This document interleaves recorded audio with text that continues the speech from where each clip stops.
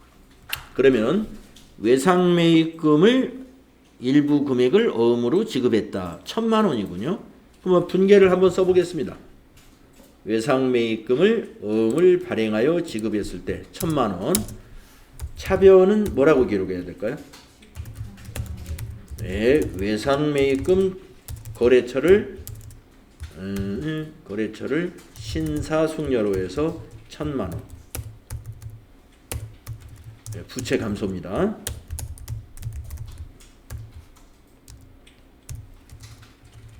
그리고 대변이 지급어음입니다. 거래처 똑같아요.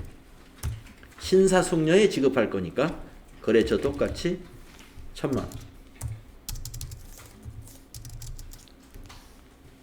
거래 후 결합관계는 대변의 지급어음은 부채 뭐죠? 증가. 그래서 이 거래는 부채의 총액에는 변화가 없습니다. 부채 감소했지만 다시 부채가 증가하는 거예요. 그래서 뭐 부채 총액에 변화가 있나요? 이렇게 물어봤을 때 이 거래는 부채 총액에는 변화가 없습니다. 외상매입금은 갚아졌지만 지급어음이라는 부채가 또 발생했어요. 똑같은 금액으로. 자, 그래서 분계는 이렇게 되고요. 그 다음에 수행 2번을 보시게 되면 전자어음 등록을 수행하시오. 수령은 오늘 했다는 거예요. 오늘 어음을 받아왔고 전자어음을 받아왔고 국민은행 당좌 국민은행에서 받아왔다 이 말입니다. 한 장을 받아왔다. 이걸 등록해야 회계 처리할 수가 있습니다. 자, 그러면 등록할 때 수령한 날짜가 필요하니까 이거 알려줬겠죠? 또 은행을 넣어야 되니까 이거 알려줬겠죠? 또 몇 매짜리냐 이걸 알아야 되니까 이걸 알려줬겠죠? 이걸 보고 등록을 하는 겁니다.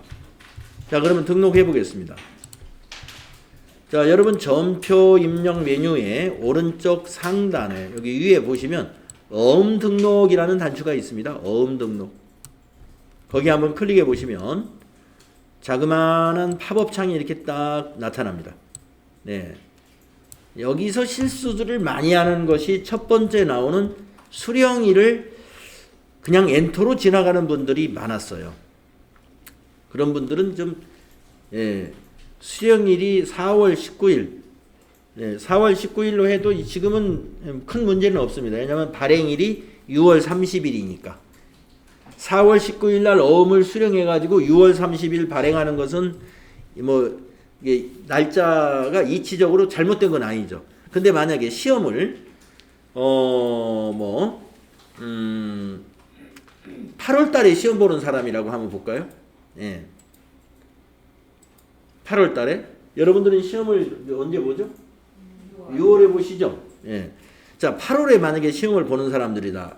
그러면 수령일이 여기 그날 시험 보는 날짜로 여기 자동으로 항상 요 수령일은 컴퓨터의 날짜가 항상 자동으로 오는 거예요. 그러니까 이제 수령일은 8월 만약에 8월 20일 날 시험 본다. 그러면 수령일이 8월 20일로 되어 있을 거예요. 근데 그냥 날짜가 들어 있으니까 엔터로 지나가 버렸네. 근데 나중에 요 어음이 뭐예요? 발행일이 6월 30일이죠. 여기다 전표를 6월 30일로 이제 입력해 가지고 여기서 어음을 찾을 거예요. 안 나타나 어음이. 왜냐면 어음을 은행에서 수령한 날이 8월 달인데 6월 달에 발행하겠다고 불러내면 그게 보여지겠어요? 안 보입니다. 6월 달에 발행할 수 있는 것은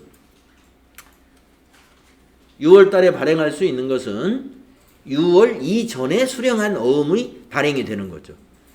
그래서 가끔 이제 막 급하게 하신 분들이 선생님 저 아까 어음 등록 선생님 따라서 분명히 했거든요. 근데 저는 어음이 안 나옵니다. 그분들의 99%는 다 수령일을 잘못했더라고요.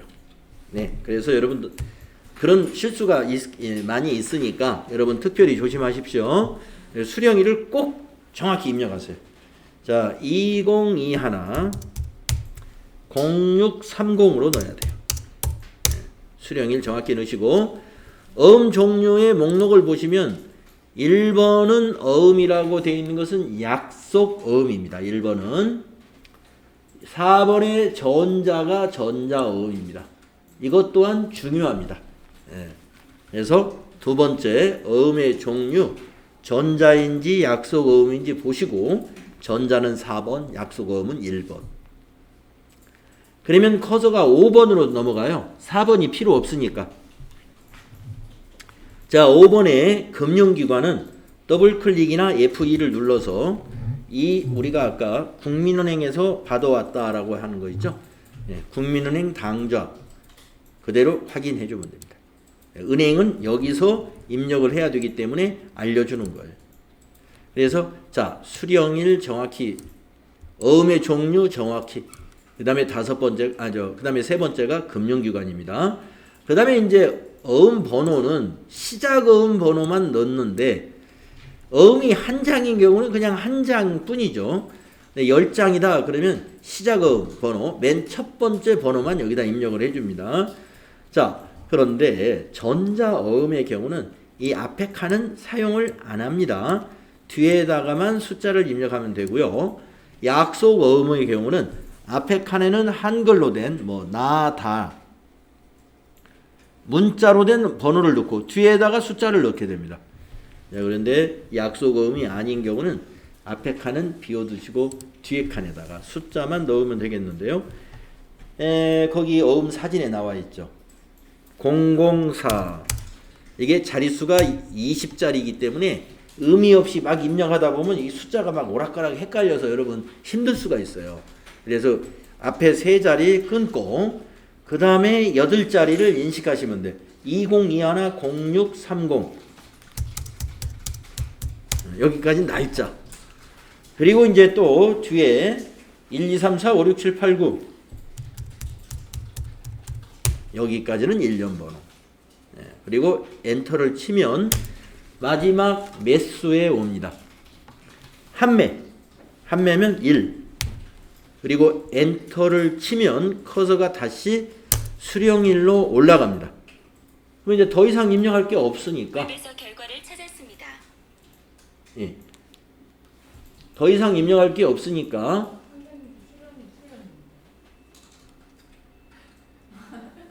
수령일이요? 6월 30일인데. 자, 그러면 이제 자연스럽게 이게 지금은 이제 03일이니까 지금 발행을 우리가 6월 30일 날 발행할 거니까 이게 보이긴 보일 거예요. 근데 이거 고치는 거 알려드릴게요. 제가 틀렸습니다. 이게 지금 사실. 자, 여러분은 맞았으면 여기서 그냥 등록 눌러서 빠져요. 저도 한번 등록 눌러 빠져보겠습니다. 등록. 그러면 계속적으로 등록하시겠습니까? 예. 아니요. 예 했으면 닫으면 돼요. 다시. 자, 저는 이제 회계 처리하고 검색하면 나오긴 나오겠지만 날짜 틀렸잖아요. 이걸 지우는 방법을 알아야 돼요. 틀리면은요 고칠 수는 없어요. 그걸 지우고 다시 등록해야 됩니다. 지우고. 자, 지울 때도 어음 등록에 가요. 그런데 지금은 이제 6월 3일인 걸 여러분이 어떻게 발견하셨으니까 되는데 만약에 6월 3일인 걸 몰랐다면은 어떻게 등록된 날을 제가 먼저 봐야 되겠죠. 정말 잘 등록됐는가? 여러분도 한번 같이 봅시다. 전체 메뉴 가셔가지고 어음이 잘 등록됐는가 보는 게 이 금융자금관리에 있는 어음 집계표입니다. 요거 여기 가서 한번 보겠습니다. 어음 집계표. 자, 수불장을 보는데요. 엔터만 계속 치시면 돼요. 엔터 계속 치면 수불장이 보입니다. 딱 하나 등록되어 있습니다. 국민은행에서 어음번호 이렇게 되고 수령을 했는데 수령일이 저는 6월 3일로 되어 있어요. 여러분은 여기 수령일이 6월 30일로 되어 있겠죠? 네. 이거를 여기서는 못 고쳐요. 여기서 못 고치고 마찬가지로 저기 일반 전표에 가가지고 일반 전표에 어음 등록에 가가지고요. 내가 수령일을 6월 3일로 잘못했네. 여기다 6월 3일을 입력해요. 2021 03 그리고 아까 전자음으로 했었지. 전자.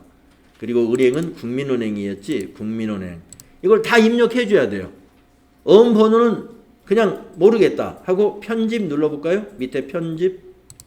그러면 이게 보여요. 예, 어음 번호까지는 안 넣어도 돼요. 수령일, 은행은 넣어야 됩니다. 어음 종류하고. 그러면 여기 보여요. 아, 이거 여기서 수정할 수 있으면 참 좋은데 이게 수정이 안 돼요. 수정되네. 6월 30일. 네. 여기 수령일 6월 30일로 지금 고쳤습니다. 예. 6월 30일로 고치고 닫기. 등록되었나 한번 볼까요? 예. 그리고 나가서 어음 집계표 조회. 예, 고쳐졌습니다, 이게. 예, 수령일 고쳐졌어요. 여기 수령이 되는데요. 예. 만약에 안 고쳐지면 삭제해버리고 밑에 삭제 버튼이 있었습니다. 삭제하고 다시 등록하면 됩니다. 네, 한번 조회해 볼게요. 제대로 등록되어 있는지. 일반 조회표에 가서 어음 등록 2021-0630으로 이제 조회를 해보면 되겠네요. 전자, 여기서 은행은 국민은행 확인, 엔터 하고 밑에서 편집 눌러볼게요. 네, 30일로 고쳐져 있습니다. 아까 제가 지워야 한다는 것은 밑에 여기 삭제해버리고 새로 등록하면 된다 하는 거고요. 보니까 날짜는 수정이 되네요. 아까 안 되는 것 같았어요. 여기 6월 30일 넣고 엔터 치니까 고쳐졌습니다. 그냥 닫기 눌렀습니다. 자, 이렇게 해서 바로 잡아야 됩니다. 자, 그래서 어음 등록할 때 어음 등록하는 문제가 나오면 잘하면 한 문제 나옵니다. 안 나올 때도 있고요. 잘하면 한 문제 나오는데 침착하게 하시면 돼요. 자, 그러면 이제 수행 3번 보겠습니다. 전표를 입력해라. 그리고 어음에 대한 자금 관리를 수행해라 하는 거죠. 한번 해볼까요? 날짜가 발행일 6월 30일입니다. 자, 위의 날짜를 6월 30일로 고치시고요. 차변은 외상매입금이죠. 3번 차변에 외상매입금. 여러분 외상으로 이렇게 검색하고 엔터 치면 돼요. 외상매입금 엔터. 저는 지금 251번이 외워져 있기 때문에 외상매입금 하면서 제가 251 이렇게 입력을 했습니다만은 아직 여러분은 이거 안 외워졌잖아요. 그러니까 외상 엔터 해가지고 외상매입금에서 밑으로 내려와서 방향키로 마우스 안 잡아도 돼요. 이렇게 밑으로 내려와서 엔터 이렇게 하시면 되겠습니다. 자, 거래처 코드에서도 거래처를 바로 입력합니다. 신사. 네, 그러면 1004번 입력되죠. 적요는 밑에 보니까 외상매입금 반제를 어음 발행해서 한 2번 적요 쓰면 될 것 같습니다. 2번. 네, 금액은 1000만 원이죠. 자, 9번에서 4번 대변하시고 거래처는 지급어음이죠. 지급어음. 지급 엔터 쳐서 두 번째로 내려와서 엔터 하면 돼요. 지급어음. 거래처 신사숙녀죠. 네, 신사 엔터. 적요는 위에 거 복사하고 지나가시면 됩니다. 엔터로. 그리고 1000만 원입니다. 여기가 이제 전표 입력한 거예요. 그 다음에 자금 관리도 해야 된다고 그랬죠? 네, 어음 관련 거래는 할 일이 많아요. 자, 자금 관련 입력을 하려면 지급어음줄을 클릭해야 돼요. 그리고 F3을 누릅니다. 그럼 밑에 발행이라고 나와 있어요. 네, 발행이라고 나와 있고 이미 커서는 여기서 기다리질 않고 이쪽으로 이미 와 있어요. 왜 그러느냐? 대변의 지급어음은 발행 외에는 다른 게 있을 수가 없기 때문에 이건 물어보지도 않고 그 다음에 어떤 어음을 발행했냐고 여기 와 있는 겁니다. 대변의 지급어음은 어음을 발행하는 거 외에는 없어요. 네. 자, 그러면 어음 번호를 어떻게 해요? F2를 누르거나 더블 클릭하면은 네. 지금 6월 30일 날 발행이 가능한 어음 목록을 여기서 보여줘요. 어음 수불장에서 불러낸 거예요. 거기서 우리는 수령일이 6월 30일이고 어음번호가 이렇게 생긴 거를 확인해 주면 돼요. 하나밖에 없네요. 확인. 더 이상 할 것이 더 있습니다. 이거는 또 엔터 치면은 발행일로 커서가 가죠. 발행일은 거래 입력 날짜하고 똑같아요. 엔터 치면 만기일에 가 있는데 만기일은 입력되어 있지만 이건 고쳐야 됩니다. 지급기일이죠. 2022-0130 지급은행 그대로 두시면 됩니다. 엔터 치면은 상단에 이렇게 적요가 변액됐고요. 이것은 지급어음 현황과 어음 수불장에 같이 기록이 돼요. 그래서 어음 직계표 있잖아요. 어음 직계표가 어음 수불장인데 어음 수불장에서 다시 조회를 눌러보면 조금 전에는 여기 구분이 수령으로 돼 있었는데 이제는 금액도 들어가 있고 그리고 발행일과 만기일까지 여기 만기일까지 다시 등록이 됩니다. 그래서 어음 직계표만 반영이 되는 것이 아니라 이제 지급어음 현황이라고 하는 지급어음 현황 장부에도 이것이 반영이 되죠. 지급어음 현황에 가보시고 기간을 엔터를 계속 쳐보면 1년치가 다 조회가 되죠. 그래서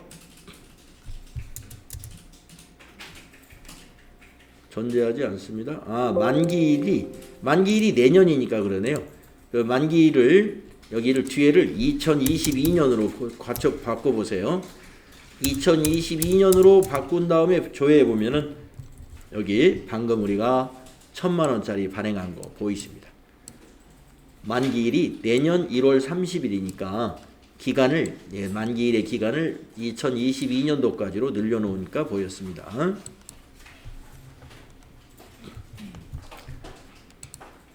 아까 받으러움에 관련된 것은 받으러움 현황에 이미 반영이 돼 있어요.